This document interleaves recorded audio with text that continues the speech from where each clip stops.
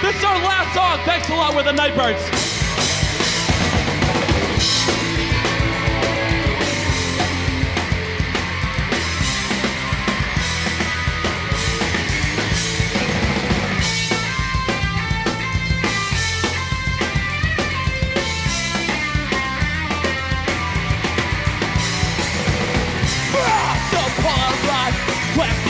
By a giant bomb, and there's nowhere left to go. No will accept nothing less than the 1% and the penny left. You call that fair when it's out for a show.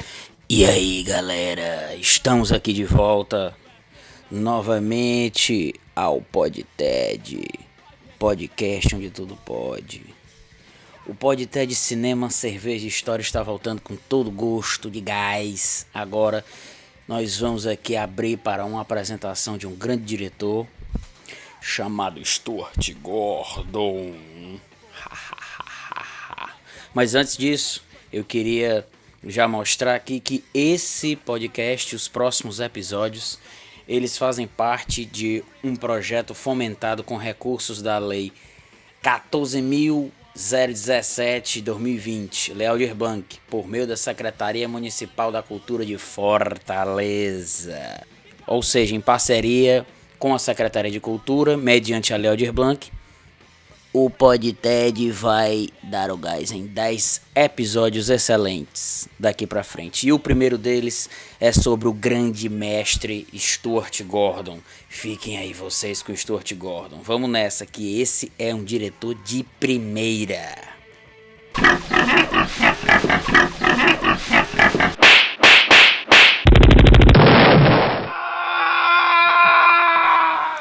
E aí, galera, estamos de volta a tergiversar sobre o horror.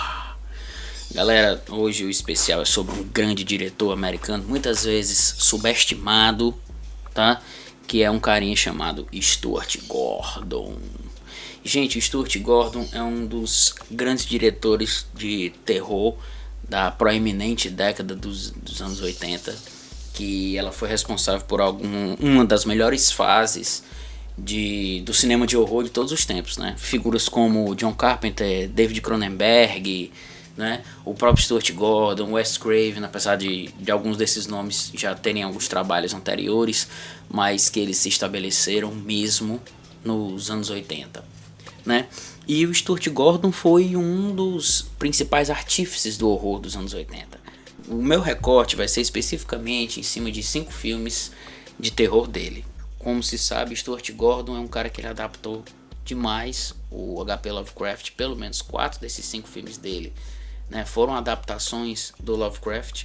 E como se sabe também, o Lovecraft é uma figura extremamente dificultosa de se adaptar para o cinema, porque é um cara que monta uma literatura de horror com uma criação de uma parada absolutamente louca, que é o tal do horror cósmico, né?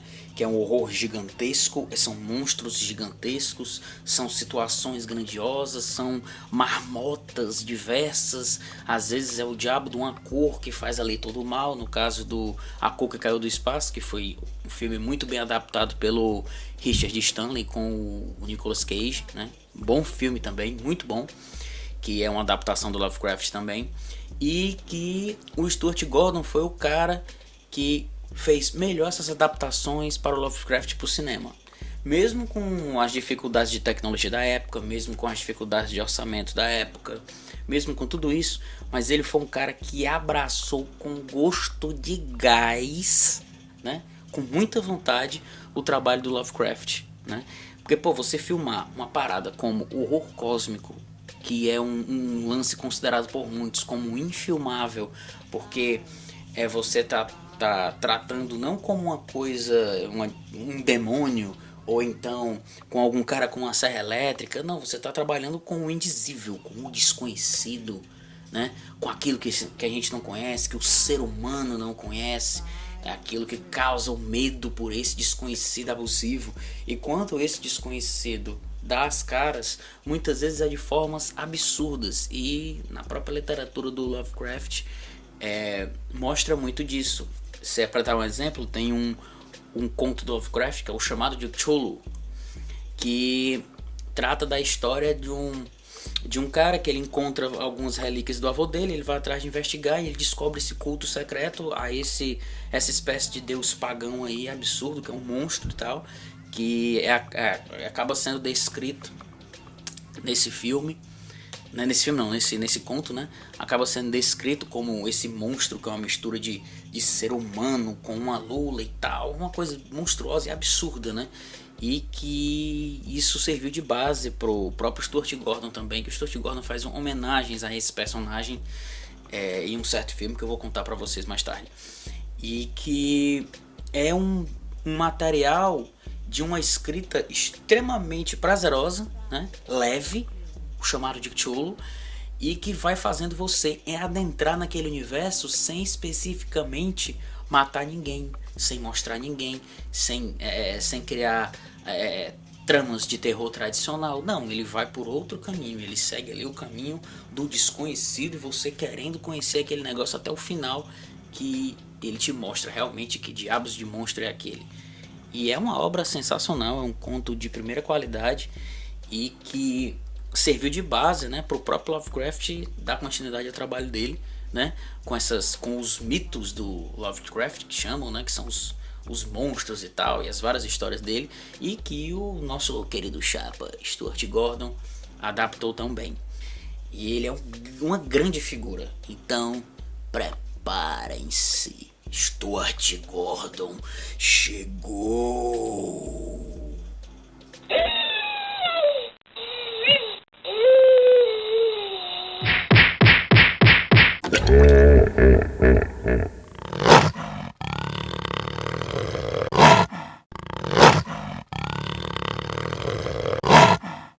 Primeiro filme aqui que eu quero tratar com vocês do Stuart Gordon, que aqui é conhecido como Hora dos Mortos-Vivos, mas é o Reanimator.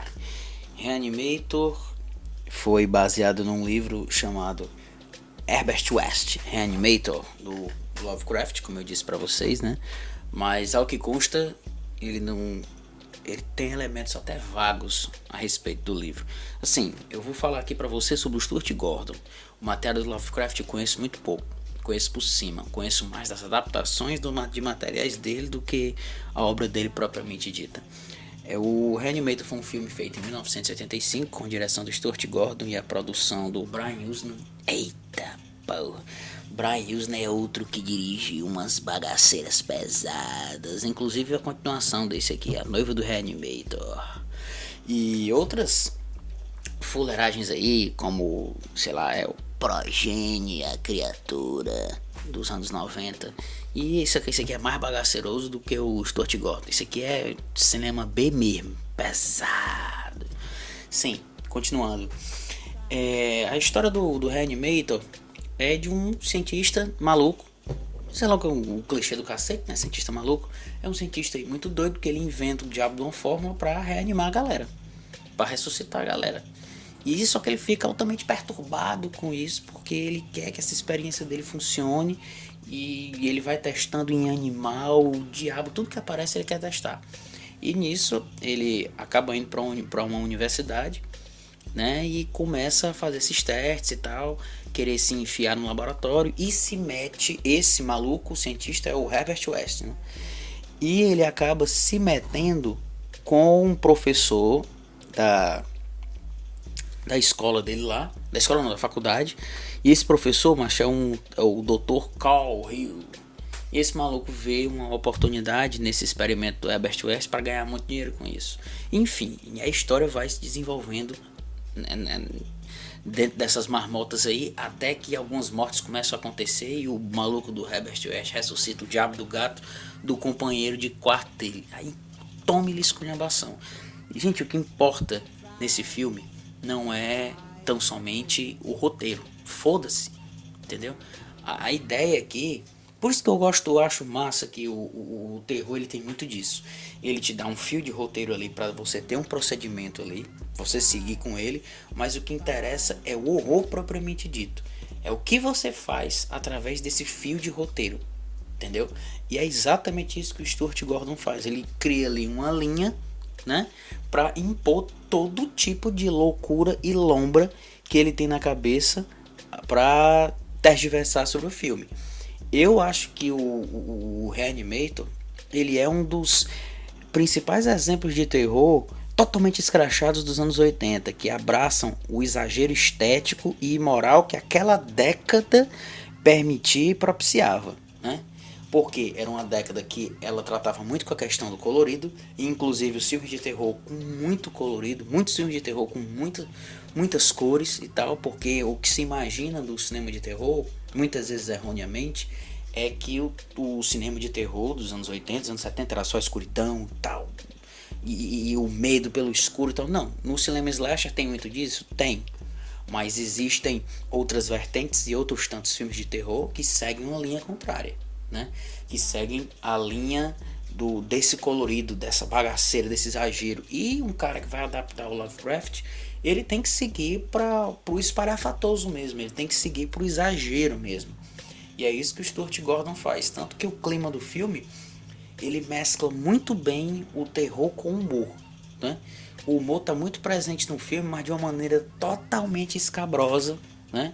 Para muitos considerado um mau gosto. Porra, um filme desse feito hoje, a galera massacrar em cima, com toda certeza. Ele tem todo esse exagero estético e tal, tem algumas homenagens que a galera considera como plágio. Inclusive na abertura do filme, que ele tem um tema muito parecido com o do Psicose. Você parece até que é uma variante do tema do Psicose, que é o tema de abertura, que é sensacional, né? Que muito se pensou que era uma cópia, o escambau e tal, mas serve como homenagem. Pelo menos eu vou tratar como se assim fosse. E de fato engrandece o filme, né? Deixa uma coisa bem invocada e faz homenagens a outros filmes também, como o Iluminado, mas sem perder a sua veia altamente fincada no gore mesmo e no limite da cafonice escrota. O Stuart Gordon, ele é um cara que ele ficava ali muito na linha da cafonice. Ele exagerava, aloprava, mas ainda mantinha um certo limite ali. Ao contrário de um cara que eu gosto ainda mais do que do Stuart Gordon, que é o Tobe Hooper. O Tobe Hooper era o cara que chutava o pau da barraca mesmo, foda-se, rebolar pra cima. Ainda vou fazer um especial sobre o Tobe Hooper. Aguardem. Sim, continuando. Pois é, aí esse filme ele monta, tem essa linha narrativa e que ele começa a montar as mortes em cima disso. E com muitas cores, com o exagero de algumas luzes e tal, exagero de expressões. O Jeffrey Combs, que é o maluco que faz o Herbert West, ele tá sensacional no filme. Com as feições dele, os olhares e tudo que ele faz com aquela psicopatia e tal, encaixando perfeitamente no exagero do filme, né? A narrativa ela é bem montada e permite exatamente o usufruto dessas cenas absurdas que se encaixam demais na esculhambação proposta desde o começo, né? Não soa falso em momento algum, em momento algum. É um filme que ele tem absoluta consciência de si mesmo. A construção do suspense na claustrofobia dos laboratórios é sensacional. É muito bem cuidada e aliada à paleta de cores fortes que eu já tinha explicitado, típica do período, que completa por excelência essa proposta, né? E é um filme que ele não se furta em momento algum da violência. Ele aposta na violência sim, né? Mas sempre em meio ao absurdo. Em meio absurdo, pô, ressuscitar um gato e o gato sair gritando, matando, desesperado e tal, e os caras caçando um gato no porão de uma casa. Essa é uma das cenas. De certa maneira, o Stuart Gordon ele faz um aceno aos filmes de zumbi, né? Principalmente capitaneados pelo gigantesco mestre George Romero, né? Ele meio que faz um aceno quanto a isso, porque era um gênero, um subgênero, né, de zumbi, que estava ainda engatinhando. Já tinha vários filmes, muitos deles desconhecidos, mas o Jorge Romero meio que desbravou pra galera esse tipo de cinema. E o Stuart Gordon bem que o homenageia nessa questão dos zumbis e tal, tanto que é um dos filmes que tratam minimamente a questão da temática, não de maneira tradicional, né, como tantos outros filmes de zumbi, mas eu acho o Reanimator um dos que trata melhor a questão, porque também ele é muito bem dirigido. A escolha dos planos ela é muito bem calculada. A claustrofobia criada, como eu já tinha explicitado, em todos os cenários, ou seja, no porão da casa, né, que o Herbert West começa a fazer seus experimentos, ou então no laboratório da universidade, né, que são os dois principais cenários. O Stuart Gordon ele aposta muito nisso, ele aposta muito nessa relação do espectador com essa claustrofobia, né? Com esses planos indo fechando, esses planos vão fechando com essas cores muito fortes e tal, e você acaba meio que ficando confuso com aquela situação e rindo ao mesmo tempo. Ou seja, é um filme que ele tenta te dar um certo ar de esquizofrenia, como se você se sentisse junto com ele, dentro daquele universo da esquizofrenia. E a partir do momento em que o diretor consegue impor, né, esse tipo de pensamento ao espectador, fazer com que o espectador entre dentro da jogada, fazer com que o espectador entre e acredite naquilo que ele está querendo formular, aí você pode afirmar que esse diretor finalmente conseguiu seu intento. E o Stuart Gordon consegue isso, meu chapa, no primeiro longa-metragem dele, né? No primeiro longa-metragem dele ele já consegue, mesmo com tudo que está envolvido, né? Você tem muitas pessoas que consideram esse filme como um filme B e tal, não sei o que. Galera, sempre vai ter esse tipo de preconceito com filme de terror, ainda mais dos anos 80, que muitos falam. Eu acho que eu já comentei aqui nos anteriores podcasts que a década de 80 é a década perdida, não sei o que. Perdida é o caralho, meu irmão. Perdida é uma porra. Década de 80 pra mim é a década da ressaca, a década do descrédito, a década do pessimismo. E isso tudo é a década da esquizofrenia, porque juntou esse pessimismo, juntou tudo isso e meteu um humor doentio no meio e pronto. Tá aí o cinema de terror como um dos principais expoentes da década de 80 do cinema como um todo, né? Foi porque o terror foi altamente comentado e hoje as pessoas que, principalmente da parte mais séria de crítica cinematográfica, quando muito se bate na tecla de que a década de 80 foi foda pro cinema de terror e tal, muitas figuras são chamadas de saudosistas por conta disso, mas de fato é um período importantíssimo pro cinema de terror e que faz uma diferença da porra no gênero, entendeu? Fez muita diferença no gênero. E como eu vim explicitando, o Stuart Gordon ele consegue impor todas essas questões, fazer com que você entre dentro da esquizofrenia dele, se sinta ali dentro, aliado a um pouco de tudo, porque como é um filme que ele visa essa loucura, ou seja, a música é lá em cima, alta, no talo, as cores são exageradas, os personagens são exageradíssimos, né? E o vilão é sensacional, que é o Dr. Cahill, né? Que é o psicopata completo. Ele é mais doido até do que o próprio Herbert West. Esse cara ele foi atuado pelo grande David Gale, já falecido, né? Ator aí foda, muito conhecido tanto pelo cinema quanto pelo teatro, e ele protagonizara esse vilão de uma maneira sensacional, inclusive com um tema pesadíssimo em pauta, que é o assédio sexual, ou seja, isso lá nos anos 80, porque o professor ele queria assediar uma das alunas, que era filha do reitor da universidade, e ele queria o tempo todo assediar essa menina, e a única preocupação desse cara é putaria e poder, pronto, o lance dele é esse, a vilania dele é essa. Pode considerar unidimensional, pode chamar o que for, foda-se. A preocupação desse maluco é somente essa. E ele é responsável por protagonizar uma das cenas de terror mais legais dos anos 80, que é a cena da cabeça falante, né? Que é a cena de sexo oral com a cabeça falante. Pô, só a descrição aqui você já tira o tamanho da desgraça. Como aqui não tem negócio de spoiler, o spoiler aqui a gente rasga tudo do filme. O Herbert West ele acaba matando o Dr. Cole, né? E ele ressuscita a cabeça do cara. Ele ressuscita a cabeça do cara e fica batendo papo e tal. E agora a cabeça fica só putaria. A cabeça é a cabeça sexual.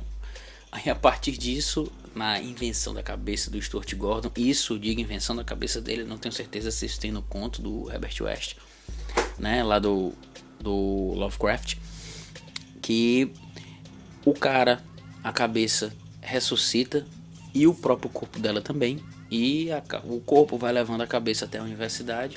Chegando lá, ele começa a tomar de conta das ações. uma das ações principais é pegar a mocinha do filme. Esses filmes de terror em grande monta nos próprios anos 80 assim, tratavam as mulheres como um mero artifício ali do medo, entendeu? Para você usar elas, para elas gritarem e tal, fazer parte dessa esfera do terror dos anos 80 isso. E nesse filme não é diferente. Só que o que é interessante é a forma grotesca com que ele faz isso. Primeiro ele tira a roupa toda da mulher, fica expondo o corpo da mulher lá, e a cabeça vai atrás de fazer um sexo oral na mulher. Ou seja, uma cabeça falante querendo fazer um sexo oral na mulher nua, a mocinha do filme. Olha a lombra dessa cena nos anos 80. Um filme desse sendo feito hoje, e uma cena dessa sendo minimamente pensada, a galera do politicamente correto ia botar um boneco grande. Mas década de 80 era permitido. E tudo isso encaixa dentro da proposta. É isso que é interessante. Mesmo sendo uma cena absurda, quanto mais mente louca, mas ela encaixa na proposta. Por quê? Porque desde o início do filme ele já propunha esse tipo de situação, ele já propunha esse tipo de esquema, né? Que é o exagero das cores, o exagero das ações, o exagero dos personagens, o exagero de tudo ao redor daquilo, tudo se encaixando, como eu disse, aquela música alta, tal, tudo. Ele é um filme muito bem preparado, muito bem objetivado naquilo que ele quer. Como eu já disse antes, ele é muito consciente daquilo que ele quer e daquilo que ele pode propor. E é um cara que demonstrou uma segurança absurda e invejável no primeiro filme dele, entendeu? Porque se a gente for ver, o Reanimator, ele é um filme ali dos seus 80 e poucos minutos, 90 minutos, e que ele se resolve muito bem. Ele é muito fechado em si mesmo. Obviamente teve duas continuações, né? Uma nos anos 90 e a outra nos anos 2000, mas ele é um filme que ele se fecha muito bem em si mesmo, né? Os personagens são muito bem delineados e a parte final é tragicômica demais, né? O Herbert West se sacrificando, o outro casal enlouquecendo e tal, a cena da cabeça sexual, é uma porra-louquice violentíssima. E eu acho esse filme, ele meio que pode servir como uma espécie de microcosmo, um dos microcosmos do cinema de terror dos anos 80. Ele funciona muito bem. Todas essas características aqui que eu falei pra vocês, existem em vários outros filmes, né? Tanto na questão da paleta de cores, quanto na questão da violência, quanto na questão do humor e tal. E o ano de 85... ele é interessante também que o ano de 85 ele meio que mostra três vertentes diferenciadas do trato que você dá ao cinema de zumbi. Com um humor escrachado, objetivado, mas com violência e com um certo limite ali, que é o Reanimator, A Hora dos Mortos-Vivos. Tem também o A Volta dos Mortos-Vivos, que é do Dan O'Bannon, né? Só que esse, A Volta dos Mortos-Vivos, ele é um escracho completo, total, entendeu? Ele passa do ponto mesmo, a ideia dele é mais na comédia do que no terror. O Reanimator, ele é mais equilibrado, né? Que é muito bom também, o Volta dos Mortos-Vivos. E o mais sério deles, que é o Dia dos Mortos, que é a terceira parte da trilogia do Jorge Romero.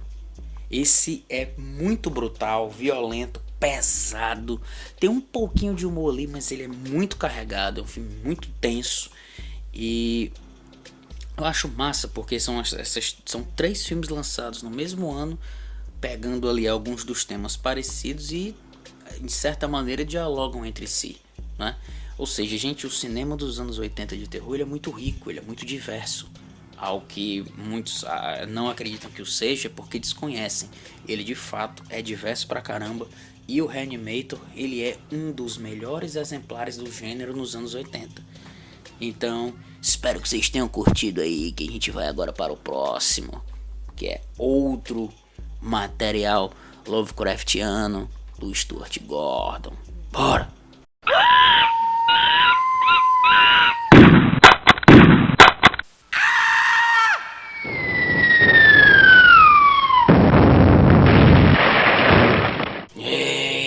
Eita! Agora vamos para o filme de 1986 chamado de Do Além, é o From Beyond Yes. Esse é outro material baseado em um conto do Lovecraft, um conto de 1934 de mesmo nome, do Além, beleza? Só que esse daqui ele já é um trabalho de uma perspectiva mais gananciosa do Stuart Gordon, né? Já é um trabalho mais subversivo também, né? Um trabalho mais escroto, mas também um trabalho mais sofisticado, né? Em termos de direção, em termos de escolha narrativa, né? Mesmo que ele tenha ali vinculado poucos cenários, né? Assim como no Reanimator, mas aqui já é um trato com mais personagens, com uma dose maior de doidiça, né? Mas permanece o lance das cores, né? O tratamento excepcional dado às cores, mas aqui ele já adentra mesmo no universo do horror cósmico, como eu havia falado no introdutório sobre o Lovecraft. Aqui a gente já pode considerar efetivamente uma outra incursão do Stuart Gordon no horror da ceboseira propriamente dita, que é esse, ou principalmente na questão do body horror. Que o que seria esse body horror? Body horror, que chama, é o horror corporal, né? É a destruição da carne, as vísceras ali sendo alimentadas com o horror, se transformando, se monstrutificando e por aí vai, né? E o filme do Stuart Gordon, esse filme do Além, é exatamente sobre essa destruição dessa carne, entendeu? O destroço dessa carne, o que diabo é isso, e todo o caráter sexual imbricado nisso. O Stuart Gordon, ele já foi o cara que desde cara ele não teve problema nenhum em tergiversar sobre sexo, que normalmente é um tabu, né? Não tanto em filmes de terror, mas enfim, mas ele tergiversa mesmo de maneira frontal. De certa maneira, a gente já tinha uma certa eminência, uma certa proeminência do trato para com o sexo no horror, principalmente se a gente for verificar os filmes italianos dos anos 70, o Giallo, né? Tinha muita insinuação de sexual ali, e tinham corpos nus aparecendo, principalmente mulheres. E isso se seguiu. O cinema slasher americano também abraçou muito disso, né? Sempre o caráter sexual vinculado ao terror. Só que no caso do Stuart Gordon, ele ainda aprofunda um pouco mais. Ele mete tortura, ele mete toda a questão do assédio da cabeça sexual, como houve no Reanimator, e nesse do Além ele vai, perdoe-me aqui o trocadilho, no do Além ele vai além, né? A história gira em torno de uma utilização de uma máquina que afeta a glândula pineal, fazendo com que seres interdimensionais tenham contato com os seres humanos. Aí essa glândula pineal altera ao mesmo tempo esse caráter interdimensional e afeta também o caráter sexual. Estou aqui fazendo um X que vocês nunca vão ver. Exatamente disso, né? E com essa fuleiragem, com essa máquina mexendo, com essa glândula, novamente teve um cientista doido envolvido na jogada, né?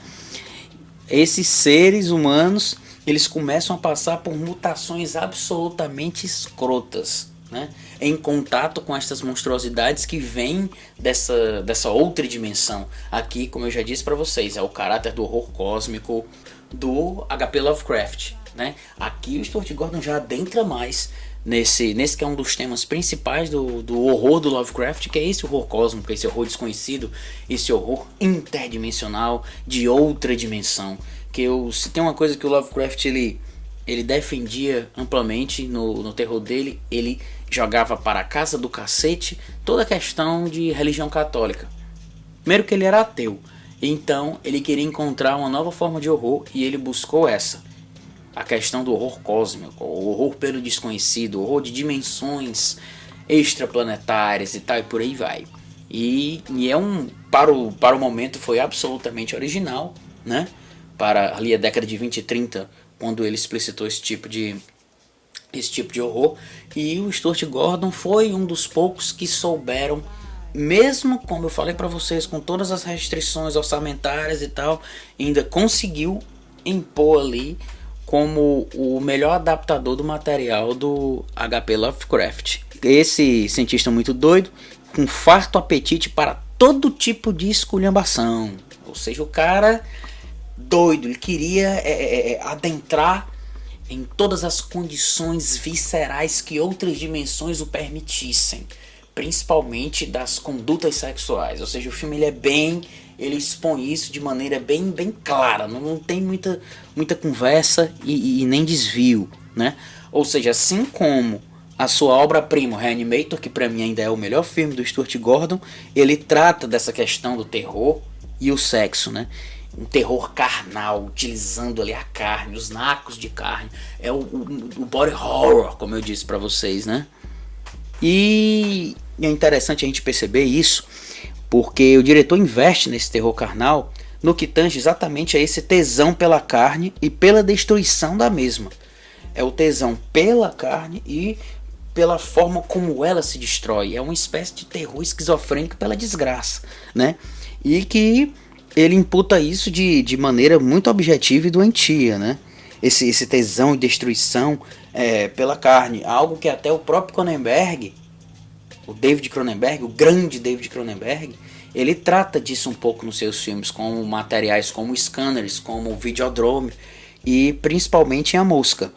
No A Mosca ele faz isso com absoluta maestria, né? Só que a diferença aqui é que a questão sexual imposta por Gordon, que trata o ser humano como um animal a ser autodescoberto e que esse processo pode levar ao fim de tudo e o começo do nada, parafraseando Zé do Caixão. Porque o Cronenberg, e esses filmes foram lançados no mesmo ano, né? Tanto do Além quanto A Mosca. O tratamento que o Cronenberg dá à Mosca é um tratamento que visa ali muito a questão da perplexidade diante da ciência, e ele envolve ali faz todo um mosaico do filme A Mosca sobre exatamente um romance. Ou seja, é um romance, né, dessas duas figuras dentro de todo aquele mosaico da ciência ali, e muito com esse tesão pela carne, da destruição pela carne. Só que que de certa maneira é uma autodescoberta no personagem do Seth, que é o cara que se transforma na mosca, né, que é o Jeff Goldblum, né? Só que no Do Além, a autodescoberta ela é vinculada a todo um caráter de interdimensão. Ou seja, já é um esticamento de baladeira muito maior do que na Mosca. O filme da Mosca ele é mais centrado nos seus próprios fins, né? Centrado em si mesmo. O Do Além ele abre o escopo para tudo, né? Tanto que ele é bem mais escrachado e mais rasgado, e ele não se preocupa em ser centrado em si. Como eu disse também, que é outra coisa que é recorrente no cinema do Stuart Gordon quando a gente lembra do Reanimator, a fotografia em cores vivas é sensacional, principalmente nas cenas de violência extrema e na presença das mais variadas criaturas. Que eu acho isso daqui é um elemento do cinema do Stuart Gordon, que é algo que eu já tinha dito para vocês quando eu falei sobre o Reanimator. Independente da cena de destroço de terror, o Stuart Gordon ele trabalha com uma paleta de cores muito exagerada, muito chapada. Reanimator é assim, nesse também não deixa de sê-lo, né? Só que no Do Além, como ele já tinha um pouco mais de orçamento e ele já buscava ali fazer uma coisa um pouco mais sofisticada, a gente já vê uma criatividade maior e um dispêndio de tempo muito maior para a construção das criaturas, porque de fato o que havia no Reanimator eram cabeças cortadas, ou aquele gato ressuscitado e tal. Tinha uma criatividade muito grande ali na jogada, mas visualmente o grosso das criaturas, que é o que interessa para o body horror, o que rolou foi no Do Além, né? Desde o cientista maluco totalmente transformado, né? O que o cientista maluco, porque assim, no grosso, eles descobrem um experimento que havia dentro de uma casa e tal, e essa casa está abandonada porque um professor maluco acabou matando gente e depois sumiu. E eles vão lá para descobrir o que diabos foi que aconteceu. Aí eles lidam com essa máquina, né? Com essa máquina insana que abre portais para outras dimensões. Quando eles abrem esse portal, o diabo do professor volta. Ele reaparece. Só que reaparece totalmente monstruoso, né? Se vocês procurarem imagens dele aí, é uma imagem até recorrente de filmes de horror dos anos 80, aparecer essa imagem desse cientista totalmente transformado, metade humano e metade monstro, num efeito prático assim sensacional de maquiagem, né? E entre tantos outros monstros também que aparecem no filme. Muitas vezes se comenta, se fazem algumas críticas. Isso eu tô falando pelo que eu li de terceiros, eu não li o conto do Lovecraft. No conto do Lovecraft aparecem monstros assim absurdos, né? A descrição são de monstros gigantescos. A partir do momento em que você abre, né, a máquina, quando ela abre para outras dimensões, pronto, tudo muda, se transforma e tal. O que acontece aqui, devido a tanto a tecnologia disponível e o orçamento também disponível, o que a gente vê são alguns monstros aparecendo e tal, de maneira bem dirigida pelo Stuart Gordon, né? Mas para quem de certa maneira leu o conto do Lovecraft, a galera meio que acredita que isso é uma espécie de coito interrompido, né? Não é fazendo uma crítica que é o Stuart Gordon não, mas mostrando que aquilo era o que ele tinha para trabalhar. E ele, como grande diretor que é, ainda conseguiu meio que burlar toda essa dificuldade, né? E focando na parte da violência, né? Do visual esquisito, escabroso desses monstros, né? E por aí vai. Sem esquecer que quando você era exposto a essa máquina, a sua glândula pineal, ela se agitava e ela saía da sua testa e ficava num formato fálico, como se fosse uma piroca. Eu digo logo aqui que aqui não tem negócio de conversa não. Ou seja, olha a putaria do Stuart Gordon. Ele faz isso como se fosse a porra de uma rola, de uma antena, sei lá o que diabo é aquilo, num caráter fálico para você mostrar que o tesão absolutamente sexual e viciado das pessoas dentro desse filme quando você tem um estímulo. Ou seja, ele meio que já faz uma certa brincadeira sobre o fato de o sexo, mesmo naquela época e até hoje, ainda ser um tabu considerado por muitos e tal. Só que ele alopra isso, ele joga tudo de uma maneira absolutamente exagerada, né? E que ele mantém isso. Pô, a atriz que era a personagem, a mocinha do Reanimator, aqui de início ela tem um papel parecido, mas a partir que a glândula dela, ou ela tem acesso à máquina, ela vira uma psicopata sexual com todo tipo de roupa de sexy shop, o escambau. Ou seja, hoje outro filme que ia ser massacrado pela galera do politicamente correto. Ou seja, é um filme que ele é radical nesses termos, né? Radical assim, a gente imagina a palavra radical, mas com o olhar de hoje. Porque muitas vezes a gente já tem um olhar de certa maneira mais politizado, de algumas formas mais polido. Não que eu tenha esse olhar mais polido, né? Mas só afirmando isso. Naquela época, isso era considerado radical aqui e acolá em certos meios por conta do conservadorismo presente em muitos países, né? Ou seja, a gente não pode estar fazendo exames anacrônicos, esculhambando A, B ou C por conta disso e daquilo, tudo com muito cuidado, né? Sabendo o que a gente está fazendo. No caso do Stuart Gordon, ele é fruto do tempo dele. Ou seja, muitos podem considerar o filme dele absolutamente machista, outros sexista pra cacete, que no caso esse daqui e ele é abertamente sexista, né? Mas é o que? Ele é fruto de uma época, né, que, na qual era permitido isso no cinema, e ainda mais num cinema de horror de nicho, né? Que o cinema de horror, de body horror, era de nicho, ali era um determinado público que buscava aquele tipo de cinema, tinha uma certa bilheteria. Então, só que a gente está falando em termos macro, qualquer filme menor consegue uma bilheteria decente nos Estados Unidos se ele conseguir vender, porque naquele país ali a galera consome de tudo. E era isso. Ou seja, ele tem todo esse visual radical, escabroso, grosseiro, brutal, né? Daquela época que, se fosse lançado hoje, teria sérios problemas, tanto de crítica quanto de público e tal. O que eu acho uma merda, né? O que eu acho uma merda, porque eu acho que todo filme tem o direito de ser lançado, né? Tem o direito de ser visto, tem o direito de ser encorajado, né? E um filme como Do Além, se a gente assiste ele hoje, ele tem essas divagações políticas que a gente pode discutir? Claro que tem, mas isso tira algum mérito do trabalho dele com o body horror, o trabalho de direção dele, o trabalho de concepção de cena dele, o trabalho de trato com os atores que ele tem, a coragem dele fazer os filmes da forma que ele quer. Por isso que eu acho Stuart Gordon, eu acho ele um cara sensacional. Ele une tudo. Ele, como eu disse, mesma coisa do Reanimator, aquele fiozinho de roteiro, nesse aqui até mais sofisticado, em que ele se utiliza disso para fazer um filme de terror bem feito, bem dirigido, bem organizado, entendeu? E calcado no absurdo, calcado no exagero, agora abrindo para esse horror cósmico, né? Como eu disse para vocês, que é algo muito difícil de se adaptar em termos de Lovecraft. Novamente, eu conheço pouco de Lovecraft, o conto que eu li foi o chamado de Cthulhu, né?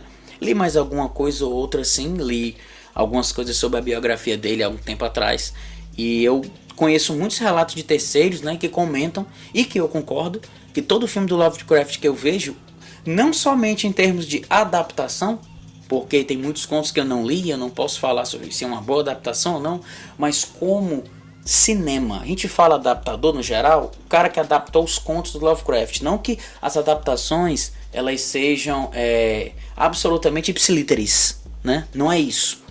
É que são adaptações que fizeram grandes filmes que prestam homenagem à obra do Lovecraft, sim.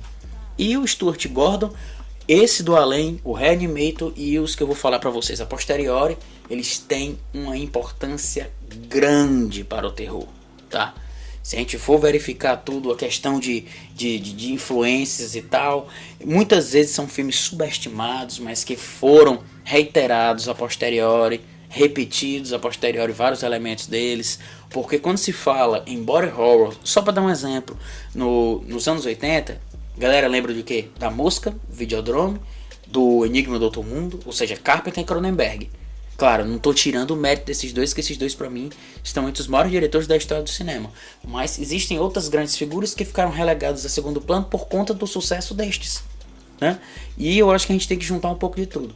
E o Stuart Gordon, ele se diferencia por ele ter um caráter ainda menos sóbrio do que essa turma, né?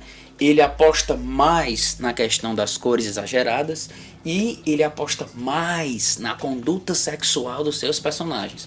Eu acho que isso é um grande ponto do cinema do Stuart Gordon. Ele arrisca muito nessa questão sexual, no incômodo que a gente tem ao tratar desse tema, e ele o trata de maneira muito aberta, de maneira muito escrachada. Stuart Gordon é foda. Foda. Vamos pro próximo filme.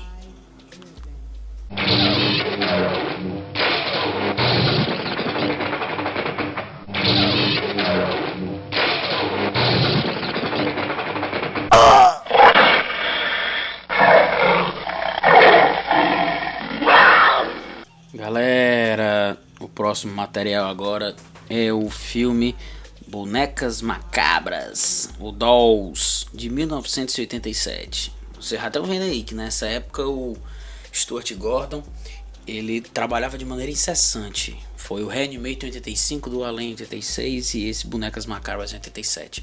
Existe até um ponto interessante de esperteza também, que quando houve a ideia dele fazer esse Bonecas Macabras, foi na mesma época que ele estava fazendo Do Além. O que eles fizeram? Não, a gente vai fazer o seguinte: terminou Do Além, a gente já filma direto. Ou seja, eles aproveitaram os mesmos cenários, os mesmos locais, as mesmas locações, tudo. Se a gente prestar atenção, eles dão uma maquiada ali no que era do Além e tal, uma parte do sótão do Além, uma parte da cozinha do filme do Além, do casarão. Eles modificam ali uma coisa ou outra e tal, mas o cenário ainda é o mesmo. Ou seja, você tinha que driblar as dificuldades de orçamento que existiam na época, né? E isso não é de todo negativo, não. A linha narrativa do filme consiste quando a família decide passar a noite numa mansão no meio de uma tempestade, um negócio bem sombrio, que é um ponto bem caro ao horror, né? Ao cinema de terror como um todo. E isso vem desde os primórdios, desde os filmes dos anos 30, os filmes da Universal de monstros e tal, passando pelo cinema da Hammer. Enfim, ele é um ponto de convergência que foi condicionado como um clichê, né, e tal, mas quando bem utilizado funciona. E no caso desse filme aqui é mais uma justificativa para jogar essa galera no meio de uma loucura, tá? Em grande parte é isso, que já é um ponto altamente conhecido do Stuart Gordon. Ele cria determinadas linhas narrativas que muitas vezes elas começam com a prerrogativa clichê, ou seja, do cientista louco, né? Ou do cientista louco e o policial que vão pesquisar isso e aquilo, que isso ocorre tanto no Reanimator quanto no Do Além, ou então na mansão mal assombrada, tá? Ele cria esses estereótipos, né? Cria não, né? Ele se justifica neles para a partir disso ele moldar o seu próprio terror, né? Ou seja, ele é um cara que usa bem dos clichês que ele tem à disposição na história do terror, né? E ele faz isso também, é bom lembrar, no próximo filme que eu vou comentar, no Castelo Maldito, que o nome já está dizendo, Castelo Maldito, Castelo Amaldiçoado e o Escambau. O lance não é você saber inventar a roda, não é você inventar o terror, não, é você pegar aquilo que está propício para você usar e você transformar esse material em algo de qualidade, trazendo uma identidade bem própria. E é exatamente isso que o Stuart Gordon faz. Ele traz os filmes para a identidade própria dele, dessa busca por esse equilíbrio entre terror e humor, entre esse trato, pelo menos até agora, nesses 3 filmes que eu comentei com vocês, aqui a questão do colorido, a questão da fotografia, o trato com a claustrofobia, porque esse lance da claustrofobia, porque eu falei pra vocês, todos os filmes do Stuart Gordon até aqui, e no Castelo Maldito também, eles são sempre em locais fechados e tal, é um terror muito localizado, ele foca muito na claustrofobia, e isso acontece, gente, por vários motivos. Além das escolhas estéticas do diretor, há também a questão orçamentária, né? Ou seja, são filmes na sua maioria de baixo orçamento, ou seja, você tem que criar um terror ali que seja propício a partir desse orçamento que você tem, e a escolha de utilizar locais fechados, ela é antiga, se faz muito isso há muito tempo, e o Stuart Gordon, ele insere dentro dessas dificuldades, dentro dessas escolhas estéticas, uma identidade forte, né? Dele, que é propriamente dele, né? Que tem muito dessa conotação que eu já falei para vocês, além da questão de cores, além da questão de escolha dos planos, a conotação bem sexual dos filmes dele, né?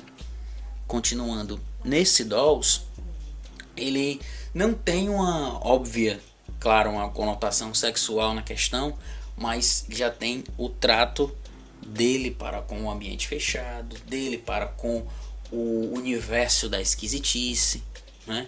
Aqui ele se solta um pouco do esquema, um pouco não, acho que ele se solta completamente do esquema do Lovecraft, apesar de ter algumas monstruosidades presentes, né? E ele aposta um pouco mais no humor nesse filme do que nos 2 anteriores dele, não é? E o anfitrião desta casa é um fabricante de bonecas, tá? E a ideia desse filme é fazer aquela coisa meio de conto de fadas às avessas, né? Ou seja, aquela fábula também às avessas, onde não tem moral da história porra nenhuma, que as bonequinhas estão ali para ajudar a menina a ser feliz e tal, porque o casal é problemático. Primeiro porque o cara, ele tá traindo a mãe da menina, é uma marmota assim, né? E ele quer ficar com essa mulher porque ela é milionária e foda-se, ela é muito rica e tal. Só que tem que ficar com a criança tiracolo, porque a criança fica com o pai, né? E a criança não quer estar ali, a criança quer ficar com a mãe.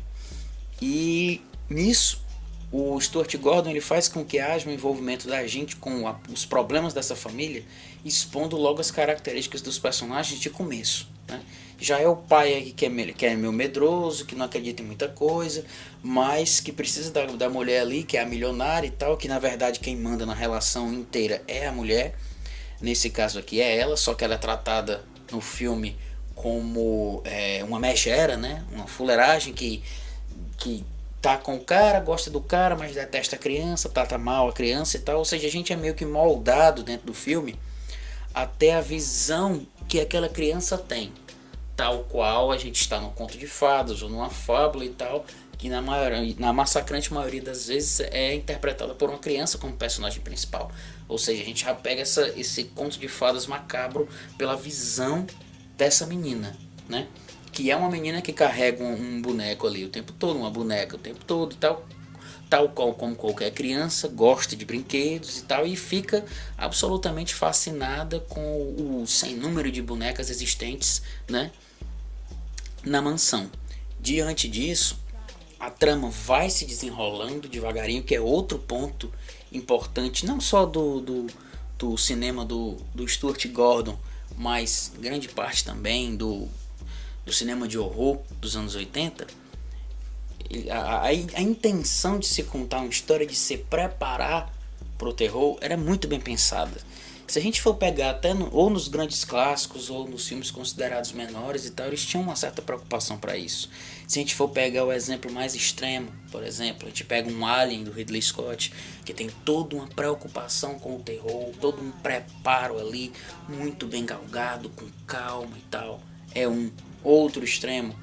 O Enigma do Outro Mundo, esse vai mais ao extremo ainda, por ser ainda bem mais violento do que o Alien, mas ele traz toda uma preparação dos personagens, faz com que os personagens fiquem ali em todo um ambiente de tensão e que o espectador perceba e sinta isso assistindo esse material. E vários outros filmes também, no próprio A Mosca, personagens que não tivessem uma tensão entre eles muito grande, né? O filme poderia ser menor, obviamente que o A Mosca ele é sensacional de todo jeito, né? Mas existem vários outros exemplos também. Se a gente for pegar o próprio filme, um mais pro lado da comédia escrachada, um Gremlins, tem toda uma preparação de personagens, tensão, uma brincadeira que até os Gremlins finalmente aparecerem, né? Até no próprio Criaturas, que é mais bagaceiro ainda, que é a imitação do Gremlins e tal, ele faz um certo preparo ali, apesar de ele ser bem mais escrachado. Ou seja, já tinha uma busca por essa preparação nos anos 80, que ela era muito cara, porque também pela questão de orçamento, porque grande parte dos filmes de terror eles detinham pouco orçamento. Ou seja, se você tem pouco orçamento, você tem que apostar naquilo que é de principal do seu filme. Por exemplo, se você tem um filme de bonecas assassinas, você vai jogar o seu orçamento nos efeitos das bonecas assassinas. É um filme de terror, você tem que mostrar a boneca assassina bem feita e estraçalhando a galera. Ponto. Enigma do Outro Mundo, a transformação dos monstros, tá? No Alien já é um pouco diferente. Estou citando esses filmes para vocês terem um pouco de noção daquilo que eu estou querendo dizer. No Alien foi no todo, no completo, porque a nave da Nostromo, ela é um personagem em si. A direção de arte, ela é um personagem. E o Alien, ele já teve um orçamento mais robusto, ou seja, já pôde ter um gasto maior. E o Enigma do Outro Mundo também, só que o gasto todo foi jogado nos efeitos especiais. Até quando você tem orçamentos maiores, você aposta nisso. No terror é por obrigação. E quando assim é feito, ele tem que se utilizar desses artifícios para fazer com que o filme funcione, entendeu? Por isso que é por obrigação, porque além de você não ter tanto orçamento, apesar de ter citado alguns exemplos aqui de orçamentos mais robustos, mas são exceções, quando você tem filmes de baixo orçamento, você tem que aproveitar naquilo que o filme pode oferecer melhor dentro do gênero.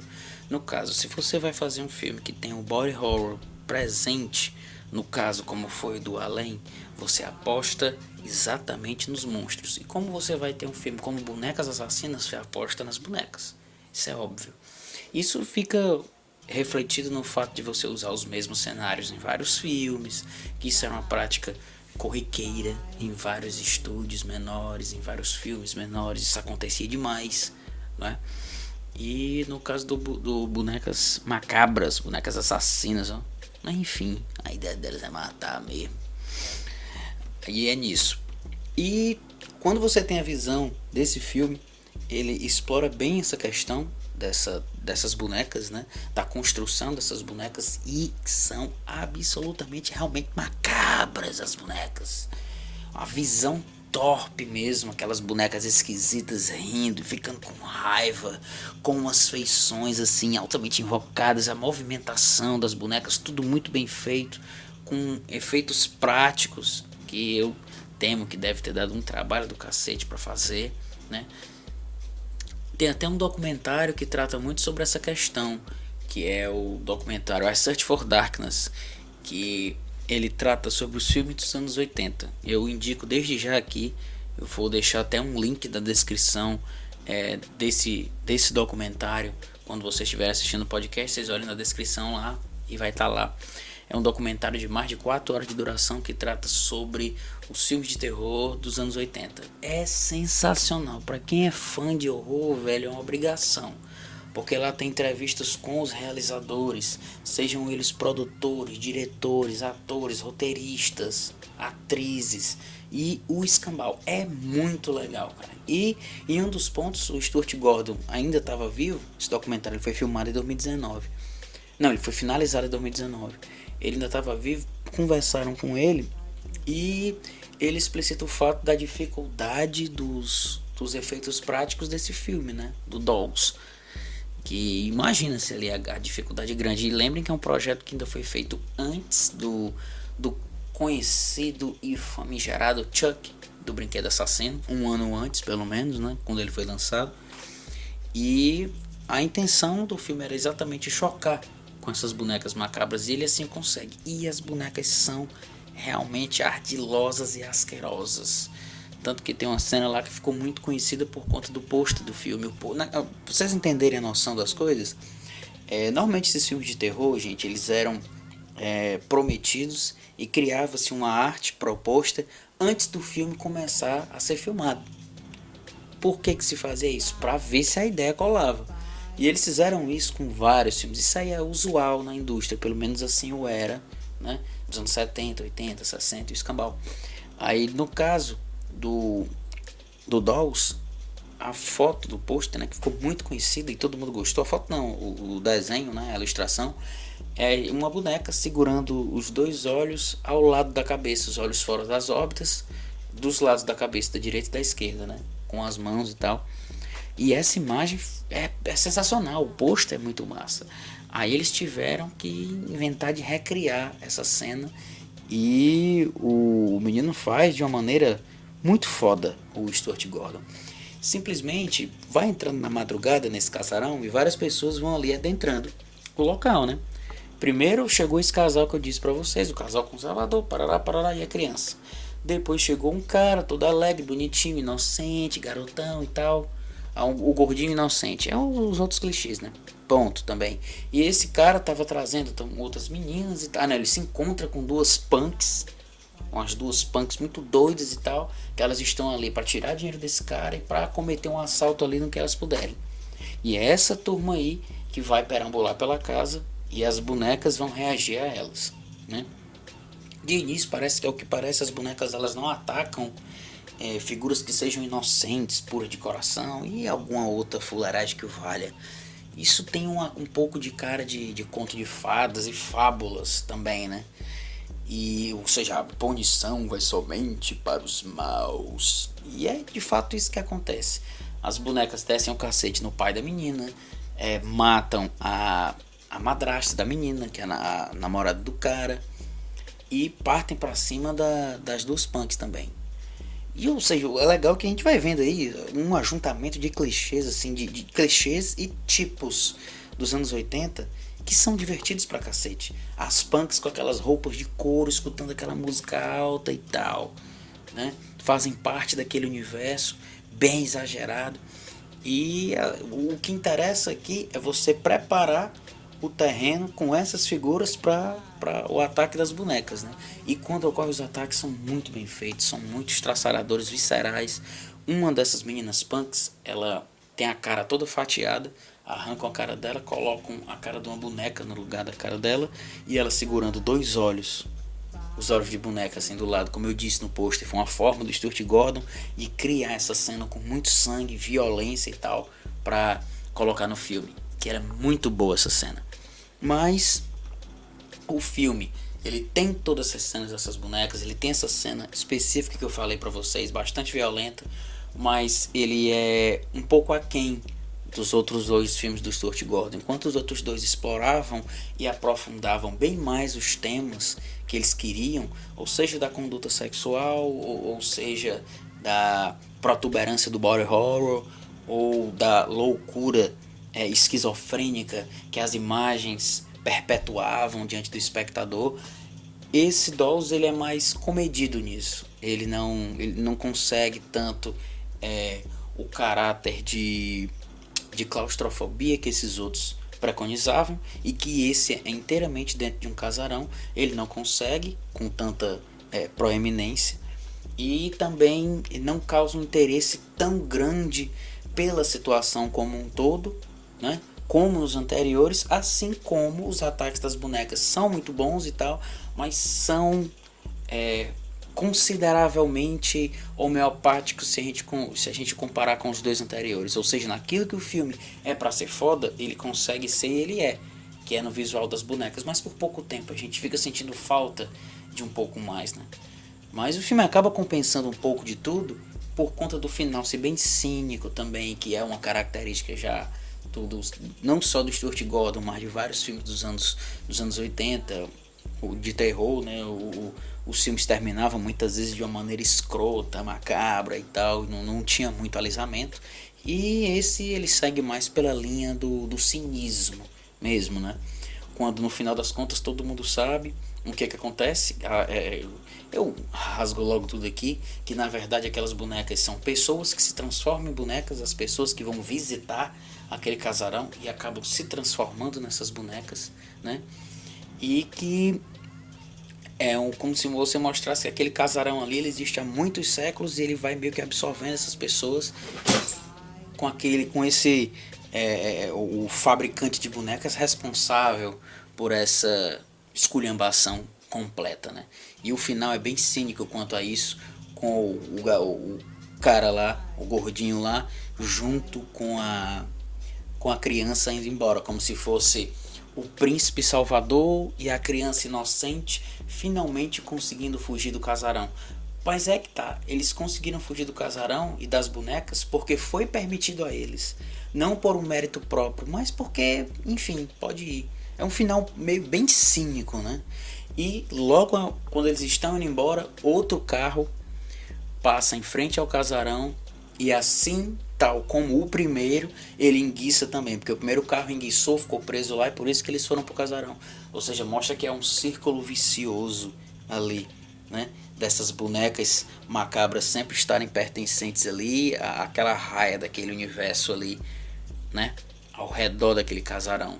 E tem esse certo conflito, né?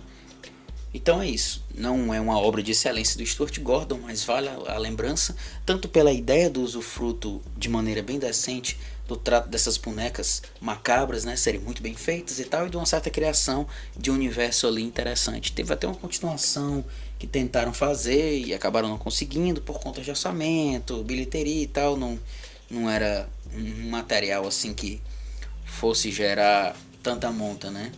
E o que é até invocado, porque filmes de boneco assassino teve o Chuck, que é o exemplo mais proeminente, que teve uma sequência infindável de filmes, né? E até o Mestre dos Bonecos também, né? Mas isso aí é assunto para outro material. Vamos nessa.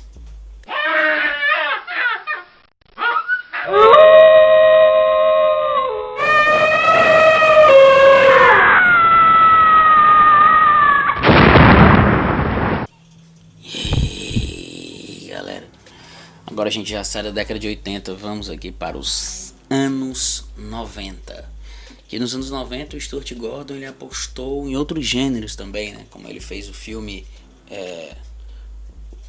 A Fortaleza, de 1992, que é uma ficção científica bem decente, com o Christopher Lambert, né?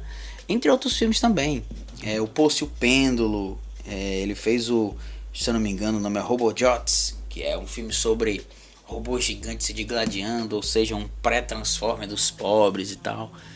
E ele meio que se virava ali no gênero, mas nada desse material dele se compara ao trabalho dele com o cinema de terror.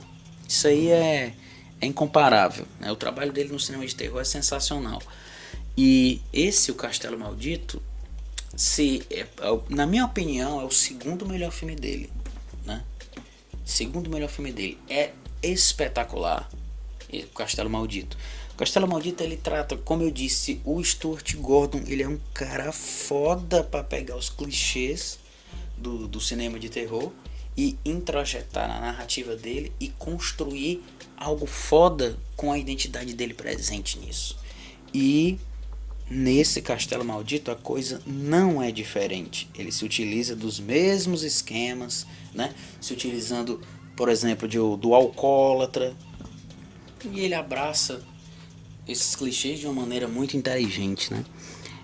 Como o nome já está dizendo, Castelo Maldito, esse aqui é um exemplar de almanaque de terror de Castelo Assombrado, entendeu? Que repete, esse aqui sim, repete a qualidade do Reanimator e do Além, qualidade cinematográfica dele. E olha que foi um filme direct to the video, né? Feito diretamente para TV, e que o Stuart Gordon tenazmente dribla todos os problemas de orçamento que ele tem para fazer um filmaço de terror. Na verdade, a história se passa com uma família disfuncional, quebrada e tal, pelo alcoolismo do pai. Aí outro clichê, o cara alcoólatra que tá com problemas e tal, e o filme vai se montando meio nesses conflitos familiares, que aliás são coisas que o Stuart Gordon sabe trabalhar muito bem, né? Como a gente viu no Reanimator, existe um conflito de uma garota com o reitor da universidade. No do Além tem uns problemas ali entre os policiais e tal, e o cientista também tem os seus problemas. Só que nesse aqui o foco é o problema familiar. Então esse pai alcoólatra já vai ter que lidar com essa questão desses conflitos internos dele e principalmente com uma figura ameaçadora escondida. Porque é o seguinte, essa família ganhou uma herança, né? Que é o pai, ele recebe então essa herança de um castelo, na qual um parente antigo seu tinha direito a esse castelo aí e tal. Essa figura morre e ele meio que recebe esse castelo de herança. Aí eles meio que vão pra lá pra tentar resolver tanto os seus problemas quanto os problemas do local, porque eles querem vender o castelo pra ver se dá um jeito na própria vida, né? Mas é que tá, eles desconhecem uma marmota que existe nas masmorras do castelo, ali, os porões do castelo. Porque o que acontece é o seguinte, tinha uma determinada figura lá, que era essa figura que era parente dele, né? Esse cara interpretado novamente pelo grande Jeffrey Combs, né? Que já é a terceira parceria dele com o Stuart Gordon de Reanimator, do Além, e agora o Castelo Maldito, em que ele, se eu não me engano, ela é uma tia dele, e ela criava uma criatura nos porões desse castelo. Aí a gente começa a descobrir ali que diabo de criatura é essa. No começo do filme meio que já mostra essa mulher alimentando esse monstro aí e tal, só que ela acaba morrendo, essa figura. Aí é que tem toda a questão da herança e tal, e vai chegando nele, só que ele não tem a mínima consciência de que tem essa monstruosidade lá nos fundos do castelo. E a família chega lá na tranquilidade, né? Pai, mãe, filha e tal, curtição, a filha é cega, a menina ainda é cega, a filha deles, eles já estão cheios de problemas, né? Tentando resolver, e tem que lidar com mais esta grande marmota, né? E é aí que reside a genialidade do Stuart Gordon. É na profundidade desses personagens. Onde antes os personagens eram tratados, né, como meras figurações ali para ir montando o terror, aqui, como já é um filme que trata sobre relações familiares mais pesadas, e que isso é uma gênese desse filme pro horror que ele quer mostrar, e já que os personagens são bem trabalhados no geral, principalmente o Jeffrey Combs e o tal do monstro, que é o Giorgio, né, que esse monstro é simplesmente filho dessa tia maldita do personagem do Jeffrey Combs, né? E ela meio que tratava esse cara como um monstro. Ele era capado, literalmente capado, sem genitália, ovo, pau, não sei o que, porra nenhuma, entendeu? E o filme mostra isso. O Stuart Gordon é radical e mostra essa figura aí totalmente devastada. E o bicho, ele é monstruoso, foi criado a vida toda num calabouço, somente alimentado a água e uma comida velha maldita, asquerosa, que é essa mãe dele, a mãezona dele, dava pra ele. E o fez durante 40 anos, né? E esses dois personagens são as figuras principais do filme. Eles são desvelados em várias camadas, né? Nos propondo uma conjuntura altamente eficaz de sentimentos vinculados a eles. Ou seja, é o Jeffrey Combs como o pai, que tem uma responsabilidade ali por ser pai, mas é um bêbado tentando se recuperar. Ele sempre totalmente disfuncional, meio que querendo resolver os problemas da família, mas não sabendo por onde começar, né? E o Giorgio como uma figura que finalmente está descobrindo algo para além do calabouço. Ou seja, ele começa a perambular pelo castelo, começa a descobrir que existe alguma coisa para além do calabouço dele, né? Ou seja, são dois personagens aí, eles já vão de certa maneira convergindo para um determinado encontro ao final, né? E o filme faz isso de uma maneira muito decente e até de certa... Uma coisa que o Stuart Gordon ele é bastante objetivo também. Ele trata todas essas questões, mas diante de um objetivo em comum, que é levar para o encontro final, levar para um horror final, né? Nisso o Stuart Gordon ele não se furta nem a pau. George é uma figura absolutamente brutalizada pelos mais de 40 anos, como eu já tinha afirmado aqui, onde ser um monstro animalesco é sua única opção, e com isso ele presta-se ao papel da comunicação, já que ele conhece somente dor e a violência, e como tal ele se expressa através dela sem entender direito o que realmente é, porque de fato ele vive dentro desse universo, né, muito fechado, e a única pessoa que ele conhecia era uma mulher que entregava a comida para ele e o tratava na base da porrada, de correntadas e o escambau, na base da tortura. A partir do momento em que ele sai, que ele se solta dessas correntes, ele encontra essa família e ele lida com eles da mesma forma como essa mulher lidava com ele. Ou seja, ele é um cara que só conhecia dor e violência. Se você conhece somente isso, você age desta maneira para com o próximo.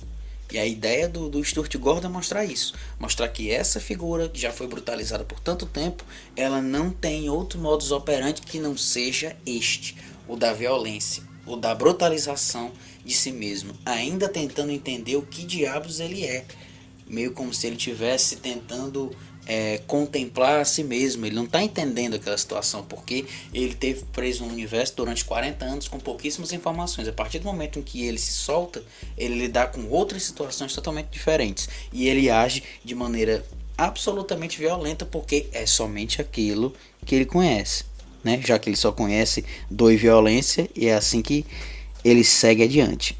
É uma questão de existência buscada pelo Stuart Gordon com uma profundidade altamente severa e escrota que o melhor desse horror pode oferecer, né? Eu acho esse tratamento que o Stuart Gordon dá pro George, eu acho sensacional, porque ele aprofunda bastante esse personagem, que ele é uma figura trágica. Ele não é um vilão, ele é um monstro trágico totalmente. Você não pode considerar uma figura que sofreu tanto como essa, que não sabe nem o que está fazendo direito, como o arquétipo clássico do vilão, né? E eu acho que o Stuart Gordon meio que divide isso entre o Giorgio e o personagem do Jeffrey Combs, porque no caso o Giorgio ele tem todas as características atreladas a ele, inclusive como essa violência, como eu disse para vocês, mas o Jeffrey Combs ele tem toda a irresponsabilidade dele como pai. Ele tem a questão do alcoolismo, ele tem a questão da traição à mulher, ele leva uma prostituta para casa no castelo e faz sexo com a prostituta lá, com a esposa dentro de casa, porque ele tinha brigado com ela. Ou seja, o Stuart Gordon ele trata esses personagens, ele tenta dar uma tridimensionalidade para eles, ele tenta dar, como eu tinha afirmado antes, várias camadas para esses personagens, e é assim que ele vai os levando, fazendo com que a gente, de certa forma, se sinta sensibilizado por um e por outro em distintos momentos. Eu acho isso muito legal nesse filme. Por isso que é um filme que eu acho muito bom do Stuart Gordon, que ele não deixa de ter o terror pesado atrelado a ele, né? Que já é uma marca clara do diretor, mas ele já tenta seguir um caminho diferenciado nesse aprofundamento de personagem, nesse duelo dessas duas personalidades absolutamente contraditórias, né, por excelência, né, e que vale muito a pena a gente tentar seguir a trajetória desses dois, né. Tecnicamente a gente tem que tirar o chapéu pro estupendo trabalho de maquiagem sobre o personagem de George, né? Que é um trabalho que transmite todo o desespero e estraçalhamento necessários, né? Para o espectador se sentir como aquela criatura totalmente destroçada, né? Com o rosto todo esfacelado, com um sorriso altamente escroto e maldito na cara, um sorriso que meio por obrigação, porque a cara dele é toda rasgada, parece que ele tá rindo, né? E além dele ser manco, não ter um dedo, ele é todo baleado, altamente baleado. E é assustador, né? Você sente ao mesmo tempo, como eu falei, você sente pena dele e medo ao mesmo tempo, né? Ele é um personagem muito rico, que não precisa dizer nenhuma palavra, ele se comunica, como eu falei, só através de gestos e violência, né? E eu acho que um enriquecimento desse personagem ele é muito legal, porque você tem uma figura que ela é para ser na descrição, né? Ipsiliteris, na descrição, é um monstro tarará, tarará, que ataca, pau, pau, pronto. É para você ter um abuso desse fala da gaita, só que essas camadas que existem ao redor, dentro do histórico dele, de tudo aquilo que ele sofreu, fazem com que a gente se sensibilize com o personagem, faz com que a gente minimamente se importe com ele, né? E o trabalho de maquiagem, o trabalho técnico, assim como a fotografia, a forma como o George é iluminado, muitas vezes sempre como um monstro ali nas sombras, com vergonha de si mesmo e tal, mesmo sem ele saber direito o que é, mas a fotografia meio que coloca isso em tela, né? Até a hora que ele aparece de vez mesmo, que ele se desnuda por completo, isso já mais perto do final do filme, né? E as escolhas são maravilhosas do Stuart Gordon aqui novamente. Lembra como eu falei o lance da claustrofobia? Stuart Gordon usa muito bem da claustrofobia aqui, ainda mais por ser um castelo maldito. É bom lembrar também questão sonora, trabalho de som é muito bom desse filme, né? Você realmente se sente ali dentro daquele castelo com aqueles móveis de madeira muito antigos, aquelas paredes muito velhas, aquelas pinturas descascando, todo aquele lodo, aquela sujeirada, aquele mofo, aquelas teias de aranha, aquele esquema clássico de castelo mesmo, só que muito aliado pelo som, como se o castelo meio que fosse um personagem também, e fosse um personagem de fato onisciente, vendo tudo o que está acontecendo, né? E meio que se comunicando através desses sons, através desse medo, né? Que causa, porque se existe uma coisa que transformou o gênero do terror, obviamente foi o som, né? O som é sensacional para o filme de terror, né? Em vários filmes o som ele é primordial, não vou perder meu tempo aqui citando vários que são revolucionários quanto a isso, mas o Castelo Maldito ele é um dos que usa muito bem a questão do som, e obviamente todas as escolhas de decupagem da direção do George, né, como eu tinha dito para vocês, que se aproveitam demais do castelo para, entre outras coisas, incitar o suspense que a fita pede. A fita pede esse suspense, pede para que você lide com esses núcleos, o núcleo dessa família, a relação dessa família, né? E o sofrimento do George ali a cercar essa família. Como se eles estivessem ali dentro de um ambiente sem saber aquilo que os cerca, na verdade. Ao invés de acharem que estão seguros, eles na verdade não sabem o que os está cercando. Por isso que a personagem da menina cega é importante, porque ela é que começa a afirmar que tem mais alguma coisa ali, que tem algo ali à espreita, e os pais não acreditam porque os conflitos familiares fazem com que eles afirmem que tudo são esses problemas, que a menina não está bem por conta disso e tal. Ou seja, esses conflitos familiares aparecem o tempo todo, o Stuart Gordon vomita o tempo todo esse esquema, para mostrar também que são essas relações problemáticas que conduzem o filme, tanto a do George, de tanto quanto ele sofreu, que é uma permanência histórica de tudo que ele já se fudeu na vida dele, quanto a disfunção da família quando ele entrou nesse castelo, né? E aqui temos um exemplo estreito do cinema do Stuart Gordon, de terror, que não tem nada de sobrenatural. Aqui o sobrenatural foi deixado de lado, né? Aqui é outro tipo de horror. Aqui tem um tom muito de suspense, de filme de Castelo Maldito e tal, mas ele não apela pro sobrenatural. Eu achei massa isso, porque foi uma tentativa de fazer algo diferente do Stuart Gordon, da própria cinematografia dele, que pra mim funciona demais, né? Funciona demais e aliado a essa fotografia soturna e triste, dando esse tom de tristeza para a obra, ou seja, saem aquelas cores exageradas dos anos 80 e agora existem uns tons pastéis, um uso mais pesado da escuridão.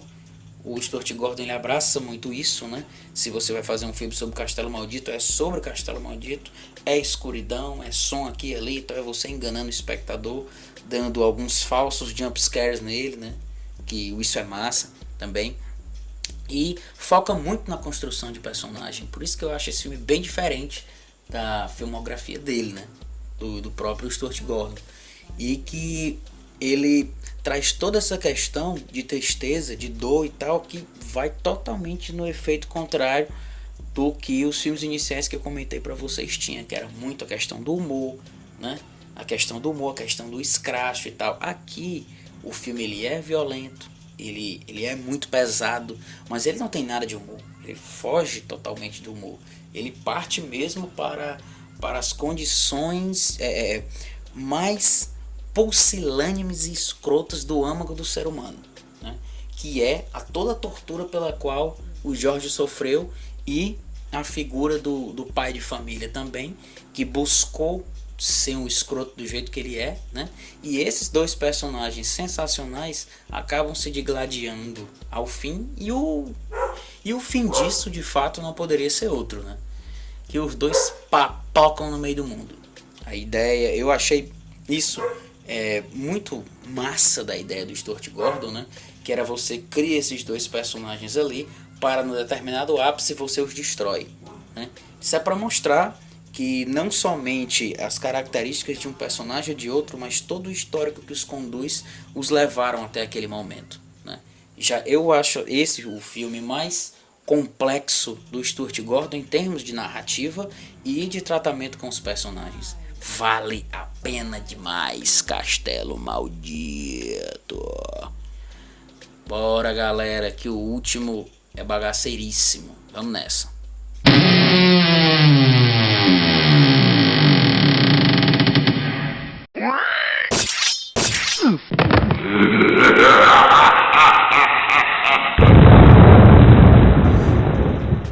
E aí, galera, o último filme do especial Stuart Gordon é o filme chamado Dagon, um filme que já da fase crepuscular da carreira do Stuart Gordon, um filme de 2001.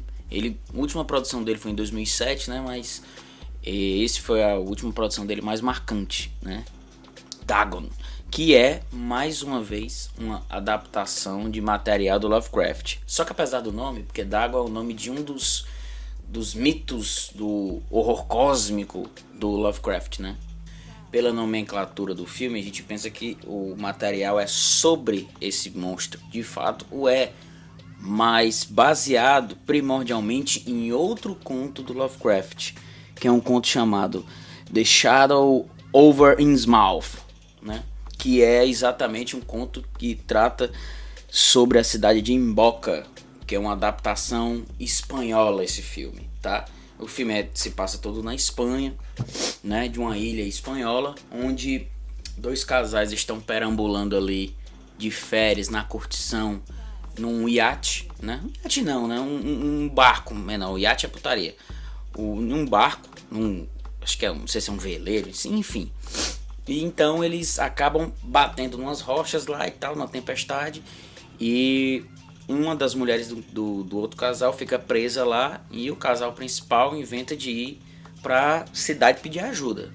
Só que aí, meu amigo, quando eles chegam na cidade, coisas esquisitíssimas começam a acontecer, né? E as pessoas lá são bem estranhas, né? Bem escabrosas. Aí a partir do momento em que a mulher vai atrás da polícia e o cara vai para um hotel e tal, e a população de Espiroca começa a ir atrás de caçar o casal, principalmente o cara, e não se sabe o porquê disso de início, né? O Stuart Gordon, ele estabelece aqui os personagens de maneira grosso modo, né? Logo no início, e vem logo metendo desastre na trama logo de cena. porque o filme ele é curto, o Stuart Gordon ele sempre foi um cara muito objetivo. E aqui ele apresenta os personagens de início, coisa bem simples, diferentemente do Castelo Maldito que eu falei pra vocês, que tem já uma profundidade de personagem meio que obrigatória ao que a trama pedia. Nesse daqui não. Nesse daqui ele apresenta algumas características iniciais dos personagens e bota pra eles seguirem adiante, porque aqui o que interessa é o retorno à bagaceira primordial dos anos 80 do Stuart Gordon, no que tange ao body horror, no que tange à violência, entendeu? A violência corporal, né? Ao destroço. Por isso, para quem gosta muito do material dos anos 80 do Stuart Gordon, se delicia com Dagon, porque é um retorno, de certa maneira, às origens do Stuart Gordon, apesar de ser com uma retirada bem drástica do humor. O Dagon ele é bem mais sério, bem mais escroto, né? Mas ele é um retorno, de certa forma, visual ao material dos anos 80, né? E que vale pra cacete a pena de ser visto. Ele apresenta esse mal desconhecido, que já é usual até na obra, pelo pouco que eu conheço, do Lovecraft, e que o Stuart Gordon adapta também. E ele apresenta esse mal exatamente através da estranheza. Porque todos os personagens ao redor desse casal que está dentro dessa cidade são absolutamente esquisitos. Andam de maneira estranha, mancando, se arrastando, propalando grunhidos esquisitos, estranhos, né? Umas criaturas que não falam direito. E o espectador, assim como tal, os personagens principais tentam descobrir que porra de merda é aquela, né? Onde eles estão e que tipo de criaturas são aquelas. E as imagens do filme, né? A fotografia, no caso, ela deixa muito isso a entender, porque tem um tom muito soturno, né? Esse tom soturno é uma espécie de escuridão sempre presente ali. Ao final é que a gente vai ter uns tons mais amarelados, incômodos na cena final. Mas o filme como um todo ele vai para uns tons frios, né? Para essa escuridão, para esses animais, essas figuras ali relinchando pelos cantos e a gente sem saber o que diabo eles são, numa cidade bem estranha, lúgubre, né? É um filme de clima bem pesado, como se aquela cidade tivesse sido esquecida pelo tempo, espaço e os caralhos, né? E um dos grandes destaques desse filme, eu me atrevo a dizer que é o filme que tem o melhor trabalho sonoro do Stuart Gordon, de um filme do Stuart Gordon. Realmente o som aqui é sensacional. Como eu tinha dito para vocês no decorrer do podcast, que o som é importantíssimo para o terror e ele transformou o cinema de terror, né? Ele leva o cinema de terror a outro patamar. E a partir do momento em que se investe muito no som, né, para causar esse medo, para trazer esse pavor para o espectador. E aqui o som ele é sensacional nisso, ele é importantíssimo nisso. É um destaque da porra pro som. Ele usa de vários clichês do terror para se aproveitar com esse som. Ou seja, desde o som de madeiras ali fazendo aquele barulho soturno e a gente sem saber o que está ao redor, ou então do relinchar das várias criaturas que aparecem por ali e a gente sem entender o que está acontecendo, como eu havia afirmado para vocês.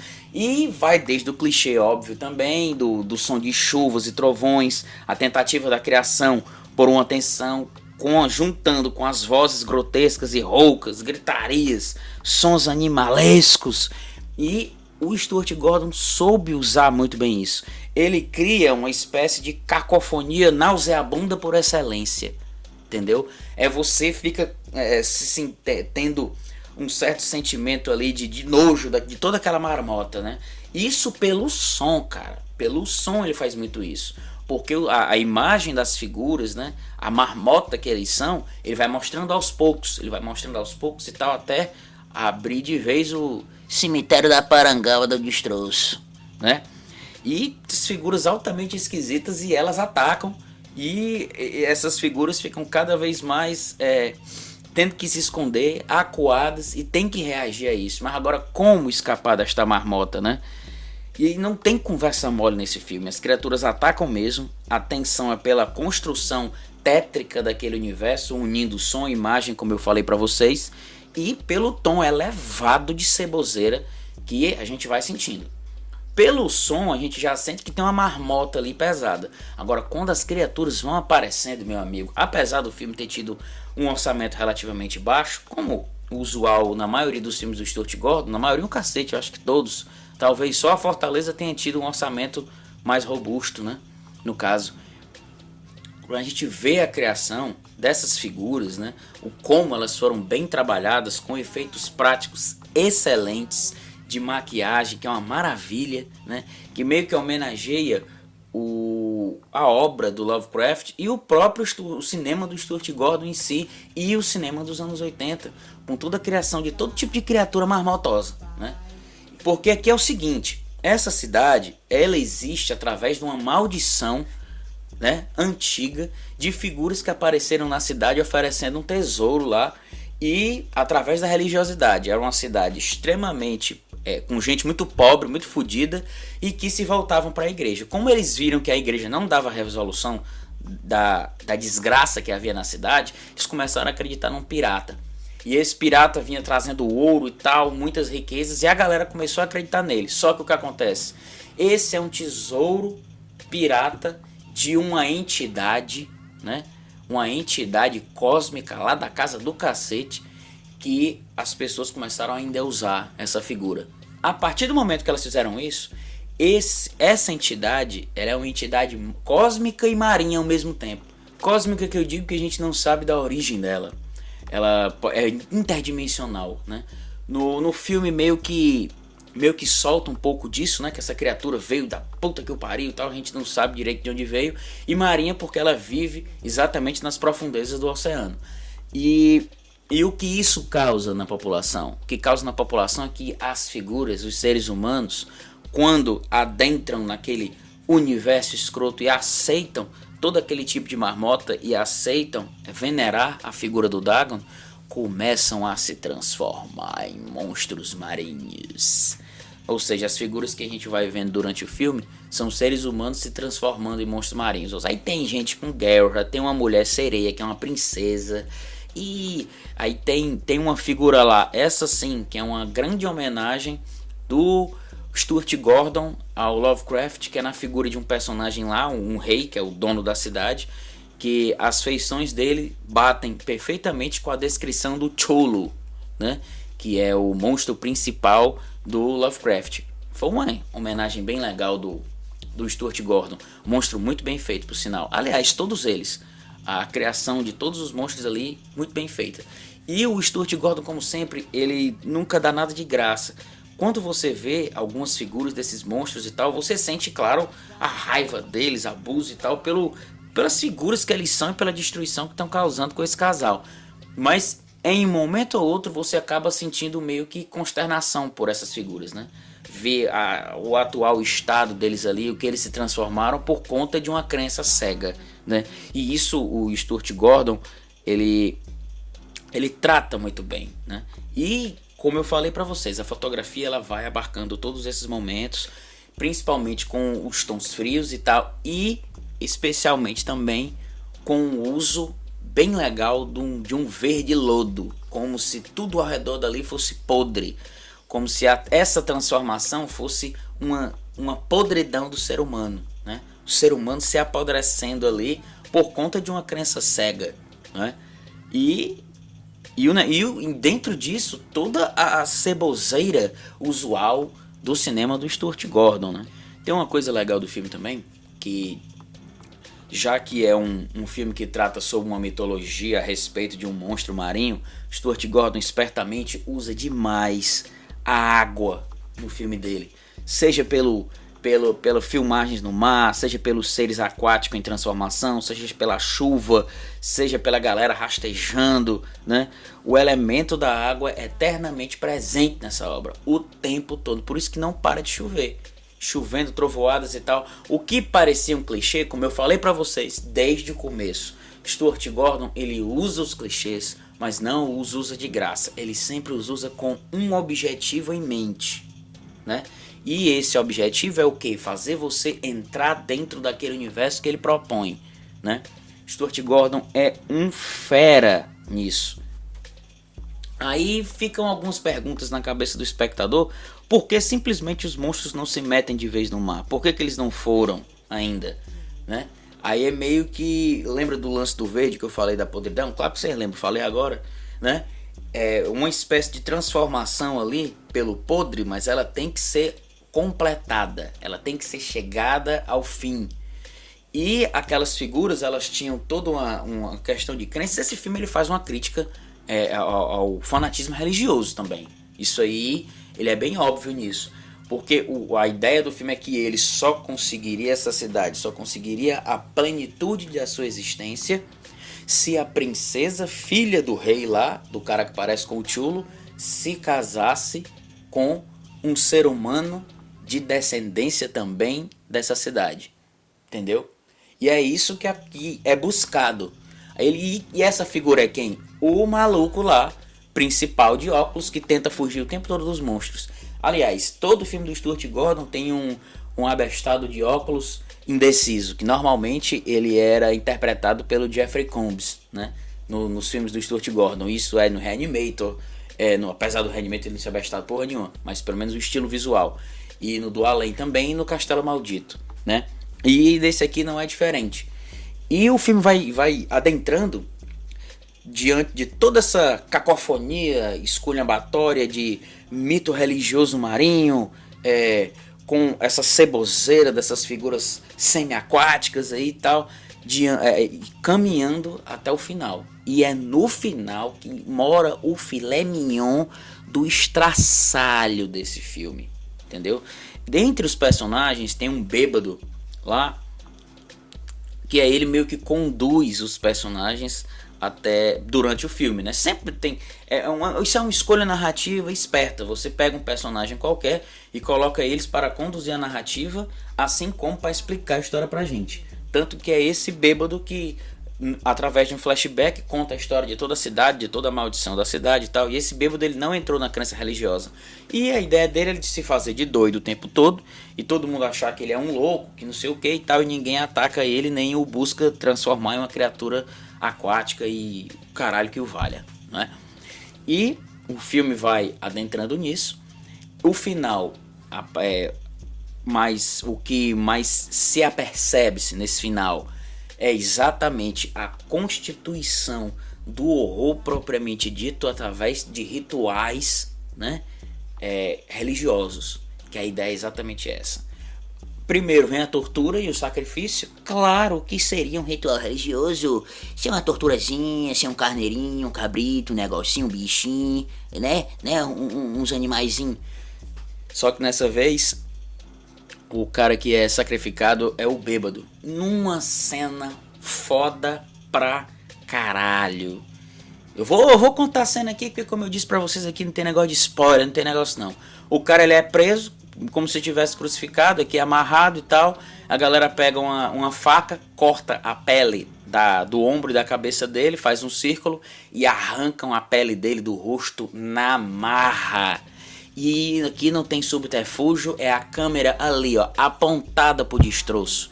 Totalmente apontada pro destroço. Mostra em detalhes, enquanto o cara tá rezando, da crença dele, no caso ele é cristão, católico, enquanto ele tá rezando ali, a galera arrancando o rosto dele, né? Essa cena é sensacional, brutal, grotesca. Ela meio que resume o cinema grosseiro do Stuart Gordon, né? Às vezes eu vejo esse filme e tal, talvez até como um testamento, porque foi uma obra marcante para mim, apesar de ter passado meio despercebida pelo meio do terror, né? Mas como foi uma das últimas obras, e ali foi um sopro de genialidade foda do Stuart Gordon, daquilo que ele sempre propõe como cinema de terror, né? Um cinema muito frontal, muito sujo, asqueroso e tal, e com o que dizer. E essa cena é extraordinária nisso, ela é muito bem construída, né? E depois dessa cena, já com o personagem principal sendo obrigado a assistir essa marmota, ou seja, e o bêbado ainda morreu por culpa dele, porque enquanto o bêbado estava no seu canto escondido, ele estava vivo. Mas a partir do momento em que esse fala da gaita, desse maluco de óculos, apareceu na cidade, né, a situação muda. E aí é que a gente vai pra cena final, né, que é a cena do ritual final, onde a namorada desse cara ainda é encontrada e ela é colocada para o sacrifício, né, em busca do Dagon, que é aí que aparece o monstro final. E aí a gente descobre a história toda, né, os pequenos detalhes ali da situação, de como esse cara vai ter que virar um príncipe para aquela cidade prosperar e tal. E como sempre nos filmes do Stuart Gordon, o final é bem cínico. Cínico pra cacete. No final das contas, o maluco lá, ele acaba tocando fogo em si mesmo, porque a namorada dele é estraçalhada pelo Dagon, que aparece rapidinho. Ele aparece, estraçalha a namorada dele, e ele toca fogo no corpo dele, e a princesa com ele cai no mar. Só que ele apaga as chamas e ele começa a respirar debaixo d'água junto com a princesa. Aí, ou seja, dá continuidade à marmota da cidade. Ou seja, o final termina. O final termina é joia. O balacobaco aí termina com esse final aí, meio que agridoce. Ou seja, o que foi considerado como vilões, as figuras aí, os que foram considerados como tais, vão continuar na pista. E o mito aquático em torno do Dagon sobrevive. Ou seja, não é um filme de iconoclastia para destruir e tal, fazer altas críticas religiosas, não sei o que e tal. Não, ele propõe isso, mas ele abusa da violência e tem o seu final agridoce e cínico ali, que é exatamente o que interessa pro terror. Stuart Gordon nunca dá um final feliz por completo. Essa é uma das características invocadas do cinema dele. Ele é um cara foda pra cacete, então assistam Dagon. É uma produção de baixo orçamento, feita pra televisão. Se eu não me engano, teve um orçamento de 4 milhões, né, ali. Eu não tenho certeza ainda. Pra filme de terror tem orçamento até menor, né, no caso. Mas se configura ali como orçamento baixo para filme de terror. Ainda mais por todo o trabalho que ele teve ali para fazer as questões de maquiagem, os efeitos práticos e tal, que são muito bem desenvolvidos, apesar dessa falta de orçamento. E o filme como um todo, ele é muito bem concatenado, né? Em termos de fotografia, som, principalmente som. Sempre quando forem assistir esse filme, fiquem ligados no som. Essa é a minha dica. Galera, Stuart Gordon é Shiba. Vamos nessa!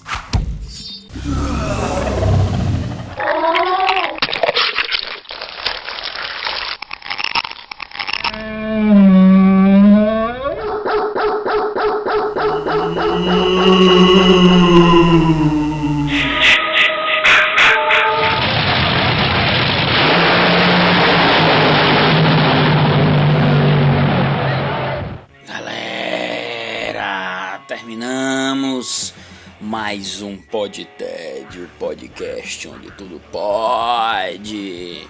Nesse especial sobre o grande mestre Stuart Gordon. Espero que vocês tenham gostado aí. Partam pra cima do cinema desse cidadão. Procurem o material dele, assistam. Além desses 5 filmes pelos quais eu me debrucei, existem outros que são bons também. A Fortaleza, como eu falei pra vocês, com o Christopher Lambert, é muito bom também, entre outros. Mas o foco principal dele é no horror. No horror ele é um mestre completo.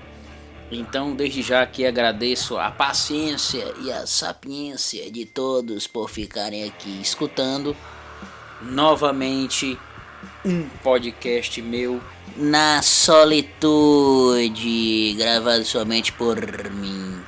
Em breve aí, gente, vão ter mais outros projetos aqui de podcast, tá?